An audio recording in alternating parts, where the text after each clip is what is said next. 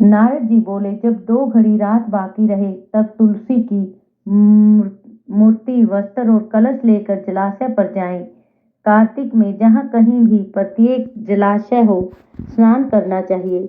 गर्म जल की अपेक्षा ठंडे जल में स्नान करने से 10 गुना और उससे भी 100 गुना फल बाहरी कुएं पर स्नान करने से होता है। उससे अधिक पुण्य बावड़ी में और उससे भी अधिक पुण्य पोखर में स्नान करने से होता है। उससे 10 गुना झरनों में और उससे भी अधिक पुण्य कार्तिक में नदी स्नान करने से होता है। उससे भी 10 गुना पुण्य वहां होता है जहां 2 नदियों का संगम हो, और यदि कहीं 3 नदियों का संगम हो तब तो पुण्य की कोई सीमा नहीं है। स्नान से पहले भगवान का ध्यान करके स्नानार्थ संकल्प करना चाहिए। फिर तीर्थ में उपस्थित देवता को अर्घ्य आचमन आदि देना चाहिए। हे कमलनाथ, आपको नमस्कार है। हे जलसाई भगवान, आपको प्रणाम है। हे ऋषिकेश, आपको नमस्कार है। मेरे दिए अर्घ्य को आप ग्रहण करें। वैकुंठ, प्रयाग तथा बद्रिकाश्रम में जहाँ कहीं भगवान विष्णु गए वहां उन्होंने 3 प्रकार से अपना पांव रखा था। वहां पर ऋषि वेद यज्ञों सहित सभी देवता मेरी रक्षा करते रहे। हे जनार्दन, हे दामोदर, हे देवेश, आपको प्रसन्न करने हेतु मैं कार्तिक मास में विधि विधान से ब्रह्म मुहूर्त में स्नान कर रहा हूँ। आपकी कृपा से मेरे सभी पापों का नाश हो। हे प्रभु, कार्तिक मास में व्रत तथा विधि पूर्वक स्नान करने वाला मैं अर्घ्य देता हूँ। आप राधिका सहित ग्रहण करें। हे कृष्ण, हे बलशाली राक्षसों का संहार करने वाले भगवान, हे पापों का नाश करने वाले, कार्तिक मास में प्रतिदिन दिए हुए मेरे इस अर्घ्य द्वारा कार्तिक स्नान का व्रत करने वाले फल मुझे प्राप्त हों। तत्पश्चात विष्णु भगवान शिव तथा सूर्य का ध्यान करके जल में प्रवेश कर नाभि के बराबर जल में खड़े हो जाएं और गृहस्थी को तिल और आंवले का चूर्ण लगाकर तथा विधवा स्त्री व यति को तुलसी की जड़ की मिट्टी लगाकर स्नान करना चाहिए। सप्तमी, अमावस्या, नवमी, त्रयोदशी, द्वितीया, दशमी तथा इन तिथियों में आंवला तिल से स्नान करना वर्जित है।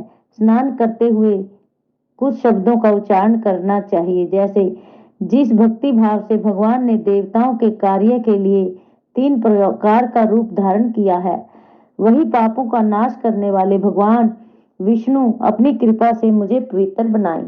जो भगवान विष्णु की आज्ञा से कार्तिक व्रत करता है उसकी इंद्र आदि सभी देवता रक्षा करते हैं, इसलिए वह मुझको पवित्र है। बीजों, रहस्यों तथा यज्ञों सहित वेदों के मंत्रों कश्यप आदि ऋषि, इंद्र आदि देवता मुझे पवित्र करें। अदिति आदि सभी नारियां, यज्ञ सिद्ध सर्प और समस्त औषधियां व तीनों लोकों के पहाड़ मुझे पवित्र करें। इस प्रकार कहकर स्नान करने के बाद मनुष्य को हाथ में पवित्री धारण करके देवता, ऋषि, मनुष्यों तथा पितरों का विधि पूर्वक तर्पण करना चाहिए। तर्पण करते समय तर्पण में जितने तिल होते हैं उतने वर्ष पर्यंत वर्ती के पितृगण स्वर्ग में वास करते हैं। उसके बाद वर्ती को जल से निकलकर शुद्ध वस्त्र धारण करने चाहिए। सभी तीर्थों के सारे कार्यों से निवृत्त होकर पुण्य भगवान विष्णु का पूजन करना चाहिए। सभी तीर्थों के सारे देवताओं का स्मरण करके भक्ति पूर्वक सावधान होकर चंदन, फूल और फलों के साथ भगवान विष्णु को फिर से अर्घ्य देना चाहिए।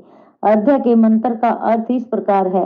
मैंने पवित्र कार्तिक मास में स्नान किया है। हे विष्णु, राधा के साथ आप मेरे दिए अर्घ्य को ग्रहण करें।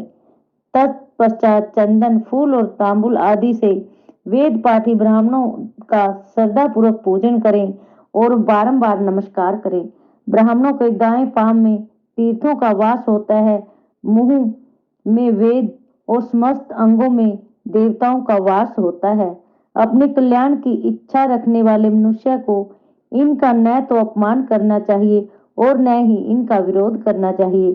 फिर एकाग्रचित होकर भगवान विष्णु की प्रिय तुलसी की पूजा करनी चाहिए। उनकी परिक्रमा करके उनको प्रणाम करना चाहिए। हे देवी, हे तुलसी, देवताओं ने ही प्राचीन काल से तुम्हारा निर्माण किया है और ऋषियों ने तुम्हारी पूजा की है। हे विष्णु प्रिया तुलसी, आपको नमस्कार है। आप मेरे पापों को नष्ट करो। इस प्रकार जो मनुष्य भक्ति पूर्वक कार्तिक व्रत का अनुष्ठान करते हैं, वे संसार के सुखों को भोग करते हुए अंत में मोक्ष को प्राप्त करते हैं। बोलिए कार्तिक महात्म की जय, तुलसी माता की जय।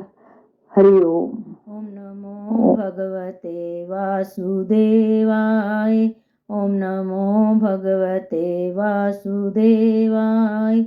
वासुदेवाय कृष्ण देवाय। वासुदेवाय